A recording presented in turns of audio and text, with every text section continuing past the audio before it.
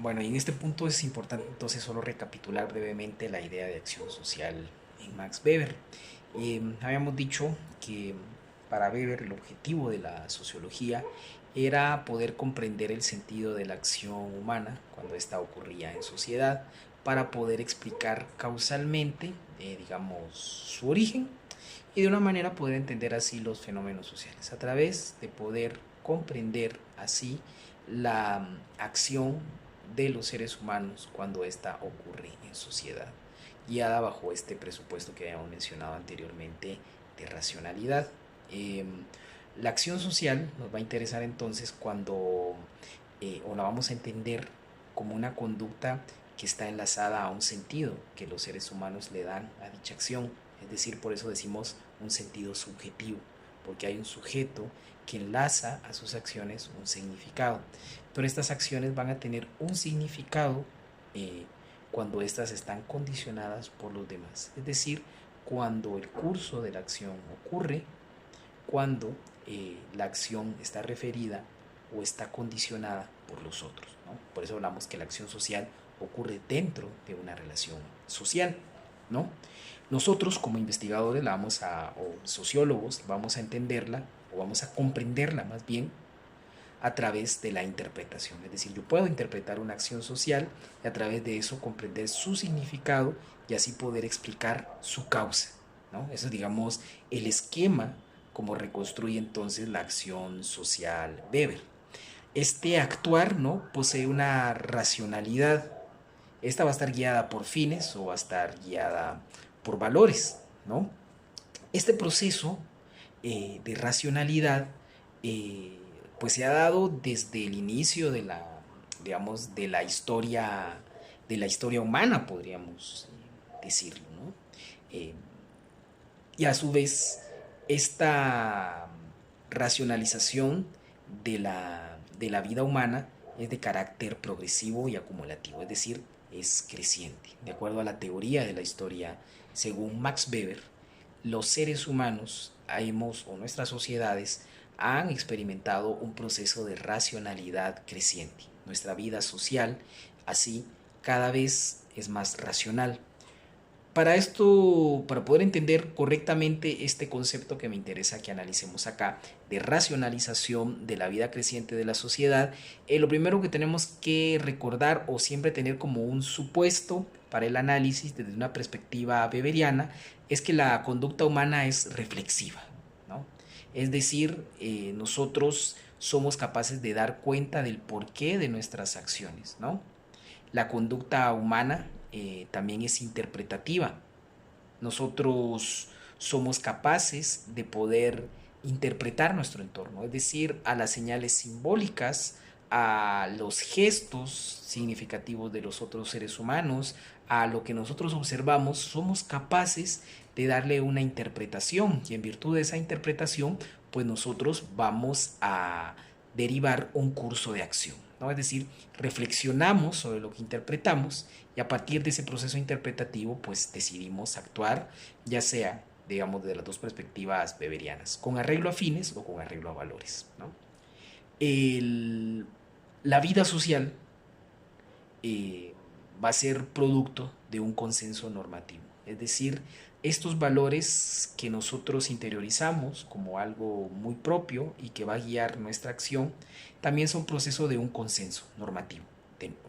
Por eso les decía yo que es importantísimo para poder entender la idea de acción social, que la acción es social precisamente cuando esta está condicionada por los otros. Y por lo tanto, también la idea de cómo nosotros construimos esos valores que nos hacen actuar o que le dan un significado a nuestras acciones es de carácter social, es decir, está referido por los otros dentro de una relación en la cual nosotros nos encontramos. Por eso decimos que la conducta humana está guiada por la intersubjetividad o que acontece dentro de contextos intersubjetivos. Es decir, ¿qué vamos a entender como intersubjetividad? La intersubjetividad no es más que la relación que hay entre las subjetividades de los seres humanos, pero que tienen un acuerdo común, es decir, cada ser humano no nos inventamos un mundo. Los seres humanos, aunque tenemos una perspectiva subjetiva de la realidad, porque somos sujetos, o sea, esto es inherente al ser humano el tener una perspectiva subjetiva de la realidad. No obstante, nosotros llegamos a consensos, ¿no? Por eso hablábamos de un consenso normativo. Y estos ocurren dentro de un contexto de intersubjetividad, es decir, yo no necesariamente necesito ser alguno de ustedes para poder entender qué es el ser estudiante, ni ustedes necesariamente tienen que ser profesores para tener una idea aproximada de lo que es ser un profesor o de las responsabilidades que esto implica o cualquier situación que esté vinculada a la actividad docente.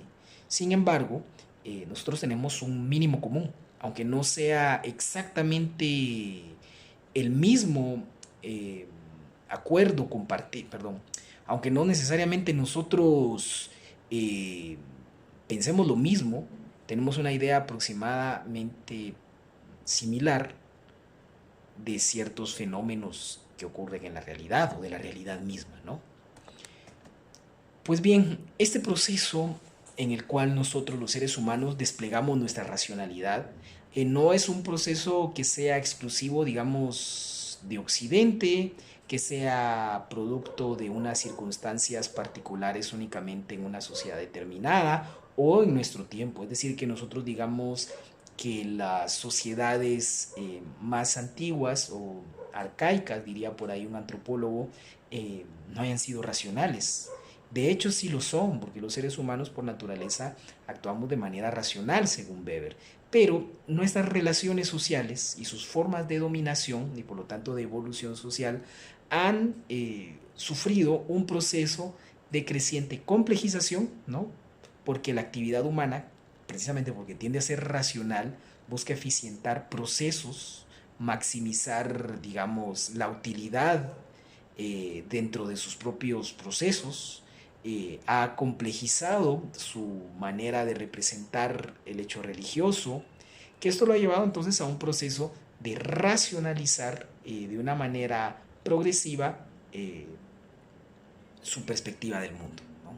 Esto de alguna manera nos recuerda un poquito a lo que nos planteaba Comte, si ustedes lo recuerdan, en la ley de los tres estadios, cuando nos decía que los seres humanos transcurrían, bueno, las sociedades humanas habían evolucionado a partir, ¿no?, de ciertos estadios, ¿no? Un estadio primitivo que es de carácter religioso, donde hay cierto tipo de explicaciones, como ustedes me lo pusieron como bien, muy bien en sus respuestas de su último parcial, transcurría hacia un estadio metafísico y finalmente a un estadio eh, positivo, ¿no? Es decir, donde las explicaciones tenían que ver con la observación empírica, ¿no? Y que este modelo de evolución era muy parecido a la madurez de todo ser humano, ¿no?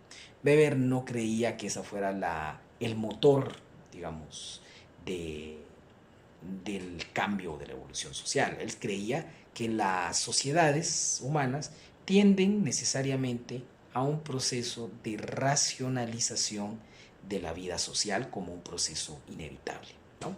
Obviamente esto va a tener muchas discusiones, sobre todo en el siglo XX, con respecto a que si esta, digamos, la modernidad ilustrada, entendida como una de las grandes culminaciones o realizaciones de la racionalidad humana y todo el proceso de modernización y secularización de la sociedad, llevaba inevitablemente a ese proceso de una mayor racionalización y desencantamiento del mundo, es decir, donde ya las creencias metafísicas, religiosas, iban a ir paulatinamente desapareciendo hasta, digamos, privar una visión racional de, de la historia y de la realidad social.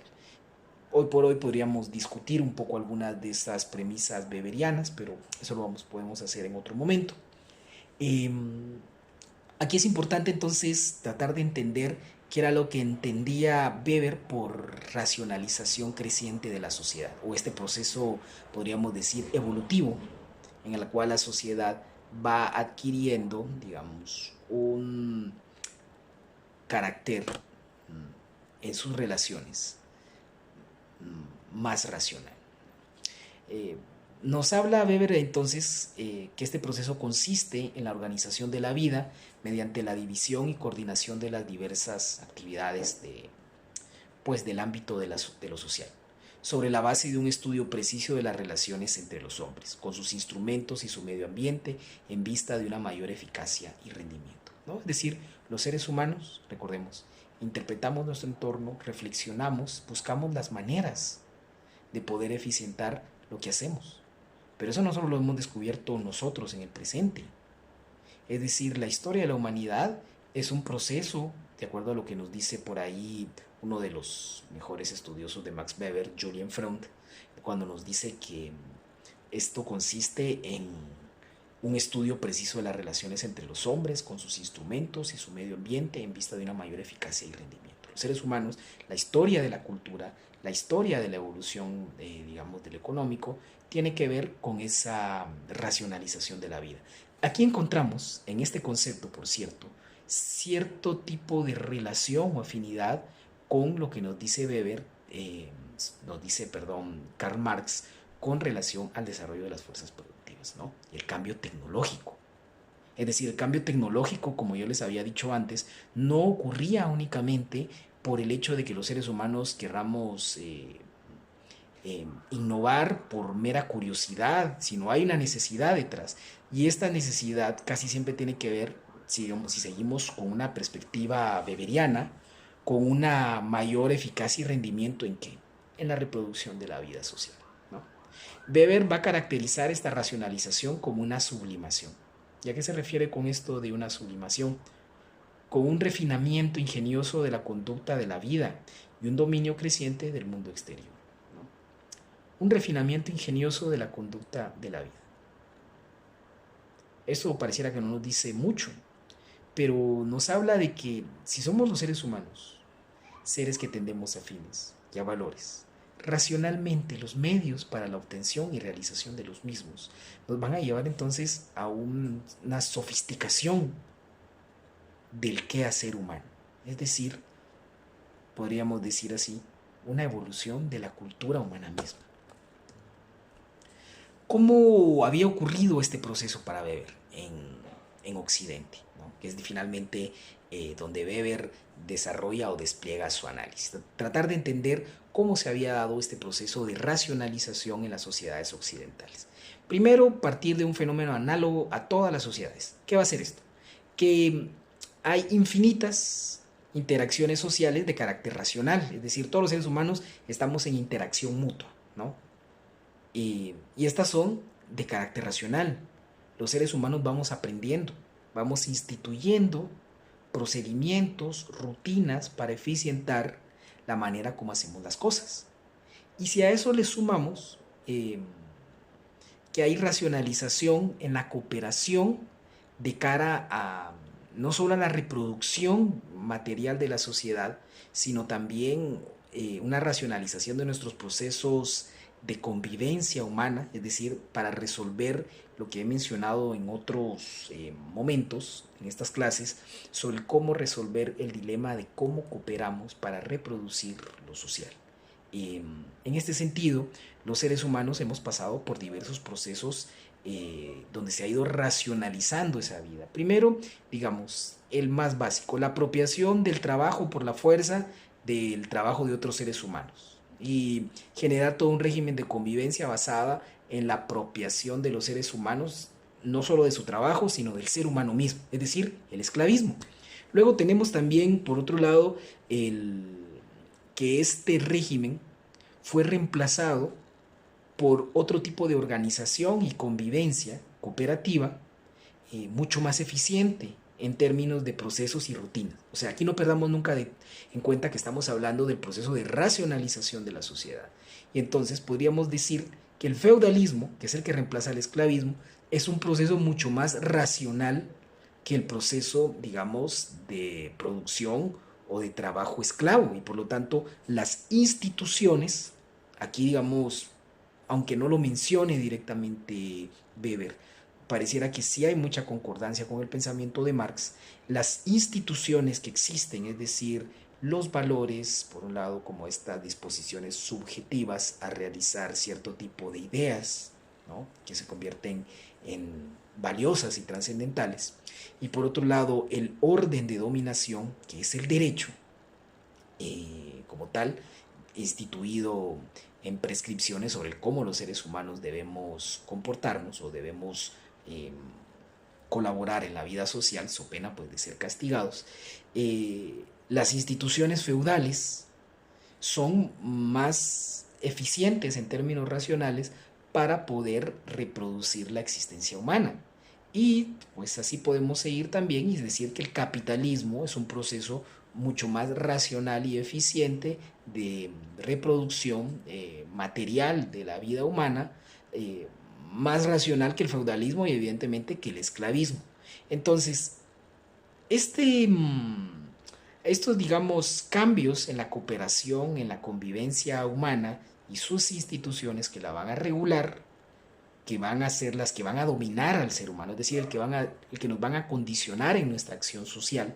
eh, y cuando esto está ocurriendo entre tantos seres humanos a lo largo del tiempo, esto es lo que va a traer cambios históricos sociales, ¿no? Es decir, para Weber podríamos decir que el cambio social no ocurre por grandes sucesos, por grandes rupturas históricas, sino ocurre por cambios progresivos, ¿no? Y en este sentido, por ejemplo, el capitalismo no hay un punto de quiebre donde digamos, bueno, aquí acabó el feudalismo, aquí inició el capitalismo.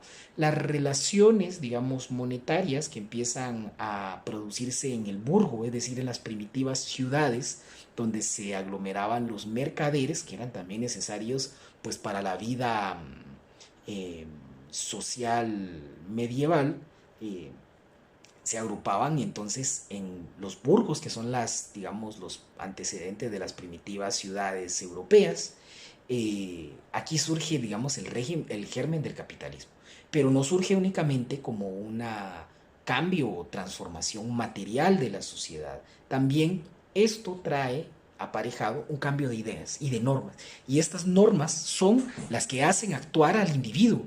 Entonces, no sé si nos estamos entendiendo aquí en este punto. Para Weber, estos grandes cambios sociales ocurren porque ocurren cambios a nivel de las interacciones sociales, la acción social del individuo, que es lo que finalmente nosotros vemos y observamos a lo largo de la historia, no como una entelequia, no como una abstracción de la historia y las estructuras y todo el cuento de los sociólogos, sino entendida como la acción humana que puede ser, que es racional y que está vinculada a fines o a valores. eh, Estos cambios van a traer entonces podríamos decir, una predisposición en los seres humanos, ¿no? A eficientar su manera de producir, su manera de organizarse, los métodos bajo los cuales lo hace, y esto va a traer también una racionalización de sus propios valores. Es decir, ya hemos hablado de estos procesos de cambio social en nuestras otras clases, ¿verdad? Donde hemos dicho que para los seres humanos inicialmente la creencia en una deidad, en una explicación total del mundo, se va racionalizando. Y digamos, lo que el ser humano va viendo, entonces son fuerzas que no puede explicarse o que va tratando de estudiar. O sea, incluso el impulso por el estudio, digamos, de los fenómenos físicos, químicos o naturales y luego los fenómenos sociales, como hemos visto acá, pues están vinculados por eficientar sus propias relaciones sociales, ¿no? Por eficientar su propia reproducción del mundo, es decir, los cambios científicos, como lo había mencionado anteriormente, por eso van vinculados necesariamente a la necesidad o al apremio de ciertas necesidades de carácter social. Y esas necesidades de carácter social van a necesitar entonces un nuevo set de valores, un nuevo set de subjetividad, es decir, que el sujeto se guíe por otras nuevas normas. Por eso podríamos decir la concepción de lo político, de qué es un sujeto político como tal, desde una perspectiva renacentista, es decir, cuando está acabando el medievo y está iniciando el capitalismo, es muy diferente a la del orden medieval, ¿no? Donde se creía que los seres humanos éramos parte de esa totalidad, que comulgaba de manera armónica con una divinidad, y pues los administradores de todo esto, es decir, la institución religiosa, pues era la que nos daba de alguna manera, podríamos decir, las disposiciones de ese ente divino a través de su doctrina, ¿no? Entonces luego este proceso que habíamos dicho de la reforma protestante, ¿no? La reforma protestante podríamos decir que es si seguimos la lógica de Weber, la lógica protestante es una consecuencia de la racionalización de la tradición católica, ¿no? Y a su vez, esa racionalización, podríamos decir, de la ética protestante es la que nos lleva a la ética liberal moderna, ¿no? La ética liberal moderna, si bien no podemos decir es de carácter exclusivamente protestante, sí tiene o debe muchos de sus elementos filosóficos durante el siglo XVIII a esos cambios que se habían dado en las normas y en los valores de las sociedades occidentales de su época, ¿no? Entonces, vamos entendiendo así, espero, por qué se van dando estos cambios como producto de esta creciente racionalización de la vida social, de acuerdo a Weber, ¿no? Las formas de organización humana, ¿no? Las instituciones, las estructuras que tanto nos interesan en sociología, podemos entenderlas entonces como un conjunto de acciones que van a tender hacia fines racionales, ¿no? Esto yo creo que ya quedó bastante claro. Entonces, la expresión del proceso de racionalización creciente de la sociedad, pues es la especialización y la división del trabajo, así como el advenimiento de la dominación burocrática. Detengámonos un momento en esto. La expresión del proceso de racionalización creciente de la sociedad es esta especialización que nosotros vamos a ver en la división del trabajo. Cuando ocurre entonces una mejora en los métodos bajo los cuales nosotros producimos la vida, y ahí podríamos decir los tres clásicos coinciden, Weber, Durkheim y Marx, con relación a la importancia capital que va a tener la especialización del ser humano en su actividad social, que va a traer como consecuencia la división del trabajo, pero también esa racionalización y optimización de la actividad humana va a traer la dominación burocrática, es decir, la creación de una casta, podríamos decir, de un grupo o una clase en el sentido marxista que se va a encargar de administrar esa organización racional de la vida humana, ¿no?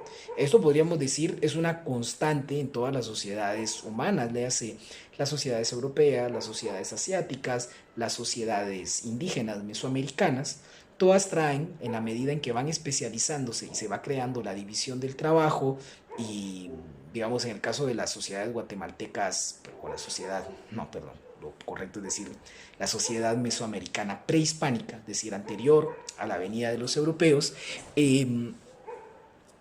tiene también, digamos, posterior a su eclosión y madurez como sociedad agrícola, la creación de una casta burocrática, es decir, toda una administración racional del orden, que si creemos a los entendidos en la historia prehispánica, pues es una casta de carácter militar y sacerdotal, ¿no? Pero son los que van a administrar entonces, ¿qué cosa? El orden, la racionalidad propia de un orden social en determinado punto de la historia, ¿no? Este proceso, que aquí sí podríamos ver que hay cierta eh, afinidad con el pensamiento de Comte, al menos en su teoría de la historia de estos estadios de lo religioso, lo metafísico hacia el estadio positivo, en el sentido de que para Weber va ocurriendo un proceso de desencantamiento del mundo, ¿no? Es decir, lo religioso, lo mágico religioso, es decir, la creencia en las entidades divinas, las entidades espirituales, las fuerzas de la naturaleza, incluso que se hablaba en este lenguaje metafísico como si la naturaleza tuviera una existencia antropomorfa, es decir, como que la naturaleza actuara como un ser inteligente. Toda esta visión que se va destruyendo, como habíamos ya eh, estudiado en otros momentos, va trayendo entonces un desencantamiento del mundo. Es decir, el mundo no es mágico, el mundo no tiene entidades misteriosas, al mundo o a la vida humana no la guían fuerzas incomprensibles como el destino, la providencia, sino no, la vida del ser humano está guiada precisamente por su concepción racional de la misma, ¿no? Por lo tanto, las creencias y los valores, porque el ser humano siempre sigue teniendo creencias y valores. Es decir, eso es una constante que siempre vamos a ver que se va a mantener en la sociedad. Esta secularización, es decir, de las creencias y valores, quiere decir que el mundo se va desencantando. El mundo se refiere a sí mismo, habla sobre sí mismo, no habla sobre entidades ultraterrenas, no habla sobre un orden en el más allá, sino simplemente el mundo tal como lo conocemos es este. Entonces, por lo tanto, las creencias y los valores de las personas están guiados por esta creencia secular. La vida del hombre es predecible y controlable. Es decir, nuestros procesos, digamos, de desarrollo económico, de industrialización, de modernización de la sociedad, hace que nuestras vidas sean totalmente predecibles y controlables, ¿no? Nuestras interacciones hoy en día transcurren a partir de teléfonos inteligentes, a partir de interacciones en redes sociales determinadas. Nuestra vida pareciera que está programada, podríamos decir. Y está programada y a la vez pues también es bastante predecible, ¿no? De que si yo quiero racionalmente obtener un mayor estatus en la sociedad, pues sí, tengo que obtener un título determinado y este título tiene que ser prestigioso, mi título tiene que ser algo que me va a permitir a mí cierto tipo de lucro en la sociedad, en el mercado, ¿no? Podríamos decir entonces que nuestra vida está calculada, ¿no? Y por lo tanto también si yo sé que voy a tener una cierta expectativa de vida, tengo que ahorrar o tengo que tener un plan de prestaciones o dedicarme a algún emprendimiento que me permita tener el lucro necesario para poder retirarme tranquilamente en unos años, ¿no? Eh, la vida entonces del ser humano es predecible y en función de eso construye sus creencias y valores, ¿no? Entonces, los estadios en este proceso de racionalización de la vida humana, pues van a traer sus propias formas de organización y de dominación, que es lo que vamos a ver más adelante, siendo la dominación racional legal la que le corresponde al capitalismo. Es decir, el capitalismo no está guiado, o en apariencia no está guiado, si seguimos la perspectiva weberiana, simplemente por consideraciones espirituales o valorativas, sino tiene, digamos, una gran regla, ¿no? Que es la acumulación racional basada en en el menor costo para poder obtener el mayor beneficio, ¿no? En ese sentido, la teoría económica desde Weber no es muy diferente a la de Marx, ¿no? A pesar de que uno es un autor entendido como liberal y el otro es un autor socialista, ¿no? Pero lo que domina entonces en el capitalismo no es, digamos, una casta sacerdotal o un orden de, digamos, reyes filósofos, diría Platón, eh, sino ni siquiera un orden basado en lo monárquico, sino vivimos bajo la ley del capital y eso se basa en ciertas reglas, ¿no? Por eso es que siempre digamos, el lenguaje o el discurso, digamos, de la economía capitalista se enfatiza tanto en la famosa certeza jurídica, ¿no? Es decir, son reglas las que mandan la actividad de acumulación y todos nos regimos bajo ellas y a esa regirnos bajo el gobierno de estas leyes es lo que solemos llamar Estado de Derecho, ¿no? Entonces, para Weber, inevitablemente a lo largo de la historia el ser humano se ha vuelto un prisionero de este proceso de racionalidad, ¿no? Y Weber, como les mencionaba, a pesar de ser un autor liberal del siglo XIX, principio del siglo XX más bien, tiene afinidades con Marx, ¿no? Y en algún momento Weber nos dice con relación al cálculo racional, que no hay una maquinaria en el mundo que funcione de una forma más precisa que ese aparato de hombres, ni más barata, el cálculo racional.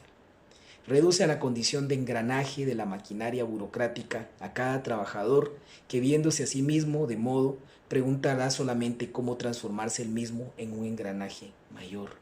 Y es interesantísimo este fragmento citado directamente del pensamiento weberiano. Nos dice que finalmente los seres humanos queremos ser parte de la máquina, O sea, no nos interesa el liberarnos, sino el cálculo racional para convertirnos en una parte eficiente de ese sistema. Weber no es objetivo de esta clase, pero eh, en algún momento se ha discutido si la teoría weberiana surgió como una reacción opuesta a la de Marx, y así se creó durante mucho tiempo. Pero las explicaciones que tenemos actualmente sobre el pensamiento de Weber, de una manera más holística, podríamos decir que al final lo que hace es tratar ciertos temas que Marx dejó de lado, ¿no? Por eso les decía que los clásicos a veces ni siquiera se contradicen entre ellos, más bien se interesaron, fueron estos grandes pensadores o estos tres grandes pensadores que hemos estado viendo, se interesaron por fenómenos, eh, cada uno de una manera diferente, de un abordaje o una perspectiva diferente, pero que al final convergen en algo. Dotar al pensamiento sociológico de una perspectiva genuinamente científica, ¿no? Entonces los seres humanos queremos ser finalmente parte de ese orden de dominación, no necesariamente el capitalismo. Los seres humanos actuamos siempre de manera racional, de tal manera que lo que buscamos es entonces poder encajar, ¿no? Por eso es de que el sentido de la acción, nos dijera Weber por ahí, está orientado por los demás, ¿no? Entonces, si retomamos de nuevo la idea de dominación que nos había dado por ahí Weber, eh, como una probabilidad de encontrar obediencia dentro de un grupo determinado por mandatos específicos y que va a tener una contraparte, que es la legitimidad, que es la probabilidad de que eh, la dominación esté fundada en, digamos, en máximas que se consideran válidas. Es decir, la legitimidad no es más que encontrar la aceptación por parte de los dominados en que el orden en el que vive, ¿no? El orden en el que estamos, es en efecto un orden válido, ¿no? Eso es lo que le da el pegamento, podríamos decir, a la sociedad. Esa interiorización de esos valores que, siguiendo la perspectiva de Emilio Durkheim, podría ser de carácter coercitivo. O sea, si nosotros pudiéramos hacer un gran mapa, podríamos ver cómo los conceptos de los tres clásicos van encajando de cierta manera, ¿no? La, dentro de este proceso de racionalidad creciente, ¿no? Tuvo en algún momento que iniciar de alguna manera. Weber creía que la autoridad, por así decirlo, más primitiva, o el orden de dominación más primitivo que encontramos en la sociedad, es la dominación carismática. Me interesa que sí anoten y que sí enfaticen en estos puntos que vamos a ver ahorita. La autoridad carismática, que va a ser una autoridad reconocida a alguien por cualidades no accesibles a la gente normal. Es decir, es un tipo de dominación que se da en virtud de las cualidades reconocidas a un líder, a un sujeto, a una persona, a un tipo de persona, podríamos decir, que es excepcional. Podríamos decir que este tipo de dominación se da en las sociedades menos sofisticadas, ¿no? Podemos encontrar la famosa figura de autoridad del chamán o del brujo en las sociedades primitivas. En algunas sociedades tradicionales podemos encontrar, digamos, precisamente la autoridad tradicional, que suele ser la persona mayor, la persona que ha tenido ha gozado o ganado cierto estatus en la sociedad, pues también la podemos ver como la persona que se va a convertir en nuestro gran referente, ¿no? Entonces, la dominación tradicional se da porque nos adherimos a la figura carismática. Pero como vamos a ver con unos ejemplos después, estas figuras se van a superponer. Es decir, estos tres tipos de dominación que estamos viendo acá. Luego, la dominación tradicional para Weber es una creencia cotidiana en la santidad de las tradiciones inmemoriales y la legitimidad de los señalados por esa tradición para ejercer esa autoridad. Igual, esto lo vamos a ver en un cuadro que les voy a subir al portal en breve. La autoridad tradicional no es más que la autoridad que está, o la dominación más bien, que está fundada en la creencia que las personas tienen en la santidad de ciertas tradiciones que existen desde tiempos inmemoriales. Las cosas se han hecho de una manera en sociedad y nosotros llegamos a creer que, en efecto, esta es la única manera de hacerlo, ¿no? Pero eso tiene un origen, de acuerdo a Weber. Esto está enlazado precisamente a la dominación carismática. ¿Qué es lo que pasa? Nos dice Weber. cuando muere el líder. El líder, el cuerpo del líder, de la autoridad carismática, puede ser que se quede, pues, desaparezca físicamente, que quede ahí, pero su manera de ser termina por enraizarse en la sociedad, y entonces lo que buscamos es un referente de autoridad que los instituya, y entonces nos acostumbramos a un tipo de autoridad y buscamos ese patrón de autoridad en otras personas, hasta que al final lo que buscamos es un tipo de dominación tradicional. O sea, tradicionalmente el líder, por ejemplo, en una sociedad como la guatemalteca, es el que manda, es el que grita, es el que parece como que muy seguro, el que tiene rasgos de carácter autoritario. Y nosotros tenemos históricamente el referente del siglo XX, digamos, de Jorge Ubico. Jorge Ubico como o Manuel Estrada Cabrera, tan eh, dibujado de manera magistral por Miguel Ángel Asturias en su obra El Señor Presidente, ¿no? Lo que hace es agarrar estos rasgos del autoritarismo y los funde en una persona, que es el famoso señor presidente, que era la figura eh, de Manuel Estrada Cabrera, y luego encontramos en Guatemala la figura de Jorge Ubico, y luego las personas que se aferraban a la idea del último gran líder carismático, podríamos decir, o los últimos, uno de ellos, Ríos Montt, y posteriormente al fallecido Álvaro Arzú, recientemente, ¿no? Esos son, podríamos decir, ejemplos de líderes de carácter carismático, pero a su vez son parte de una dominación tradicional, donde la cultura política del guatemalteco está guiada precisamente por figuras de autoridad de este tipo, ¿no? Es decir, el liderazgo unilateral, intolerante, yo soy el que tengo la razón y de aquí se hace lo que yo digo porque yo soy el que manda, ¿no? Entonces, aunque estos personajes físicamente ya no existan, lo que se busca es un tipo de ordenamiento o de dominación basada en estas características. Entonces, por eso el liderazgo en la cultura guatemalteca está tan vinculado a esta idea de yo soy el que manda, yo soy el autoritario, y si yo grito más, y si yo digo aunque yo no sepa qué rayos estoy hablando, pero si se escucha lo suficientemente seguro, las personas van a creer que sí soy un gran líder, aunque no tenga ni la menor idea de lo que estoy haciendo, ¿no? Finalmente, en ese proceso de institucionalización del carisma, que es la, el orden de dominación tradicional, va a cambiar a un nuevo tipo de dominación. Y esta va a ser la racionalidad legal.